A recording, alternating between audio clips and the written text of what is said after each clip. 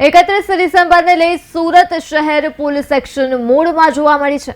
Surat police દ્વારા ગુજરાતનું પહેલું એન્ટી નાર્કોટિક્સ યુનિટ શરૂ કરવામાં આવ્યું છે। આ યુનિટ પાસે 15 લાખનું વિશેષ મશીન છે। આ મશીનની ખાસિયત એવી છે કે તે માત્ર 60 સેકન્ડમાં જ જણાવી શકે છે કે કોણે ડ્રગ્સ લીધું છે।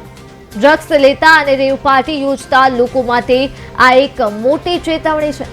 રાજ્યનું પહેલું એન્ટી નાર્કોટિક્સ યુનિટ 15 લાખ રૂપિયાનું રેપિડ ડ્રગ્સ સ્ક્રીનિંગ ઇન્સ્ટ્રુમેન્ટ છે, જેને ડ્રગ્સ ડિટેક્શન એનાલાઇઝર પણ કહેવામાં આવે છે।